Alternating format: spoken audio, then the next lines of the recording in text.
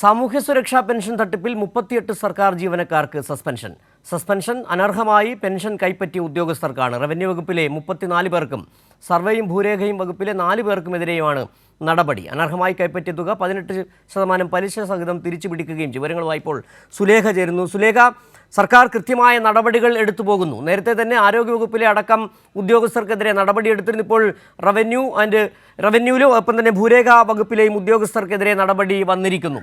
എന്താണ് ഇതുമായി ബന്ധപ്പെട്ട് കൂട്ടിച്ചേർക്കാൻ കഴിയുന്ന മറ്റു വിവരങ്ങൾ? എന്തായാലും ധനവകുപ്പ് ആണ് ഇത്തരത്തിലുള്ള ഒരു സാമൂഹ്യ സുരക്ഷാ തട്ടിപ്പ് നടക്കുന്നുണ്ട് എന്നുള്ളൊരു കാര്യം കണ്ടെത്തിയത്. ഇതുമായി ബന്ധപ്പെട്ട് നേരത്തെ തന്നെ ആരോഗ്യം, പൊതുഭരണം, കൃഷി ഉൾപ്പെടെയുള്ള വകുപ്പുകളിൽ അച്ചടക്ക നടപടികൾ എടുത്തിരുന്നു. അതിന് പിന്നാലെയാണ് ഇപ്പോൾ റവന്യൂ വകുപ്പിലും സർവേ ഭൂരേഖ വകുപ്പിലും നടപടി സ്വീകരിച്ചിട്ടുള്ളത്. അനർഹമായി ക്ഷേമ പെൻഷൻ കൈപ്പറ്റിയ സർക്കാർ ജീവനക്കാരായ വകുപ്പ് തല നടപടി തുടരുന്നു എന്നുള്ളത് തന്നെയാണ്. റവന്യൂ വകുപ്പിലെ 34-ഉം സർവേ ഭൂരേഖ വകുപ്പിലെ 4 ഉദ്യോഗസ്ഥരും ഉൾപ്പെടെ 38 പേരെയാണ് സസ്പെൻഡ് ചെയ്തിട്ടുള്ളത്. അതിനൊപ്പം തന്നെ ഇവർ കൈപ്പറ്റിയ പണം 18% പലിശ സഹിതം തിരിച്ചു പിടിക്കും എന്നുള്ളൊരു കാര്യം കൂടി ഈ സസ്പെൻഡ് ചെയ്ത ഓർഡറിൽ വ്യക്തമാക്കുന്നുണ്ട്. സസ്പെൻഡ് ചെയ്തവരിൽ village attender, sweeper, village office assistant, typist, clerk എന്നിവർ ഉൾപ്പെടുന്നുണ്ട് എന്നുള്ളത് തന്നെയാണ്.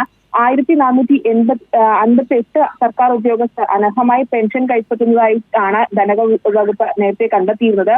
നേരത്തെ കൃഷി, പൊതുഭരണം, ആരോഗ്യം തുടങ്ങിയ വകുപ്പുകളിൽ അച്ചടക്ക നടപടികൾ എടുത്തിരുന്നു. ഇതിന് പിന്നാലെയാണ് ഇപ്പോൾ റവന്യൂ വകുപ്പിലും സർവേ ഭൂരേഖ വകുപ്പിലും നടപടി സ്വീകരിച്ചിട്ടുള്ളത്.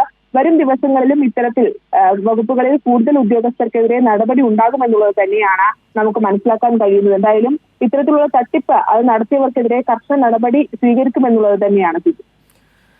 ശരി, സുലേഖയാണ് വിവരങ്ങൾ നൽകിയത്.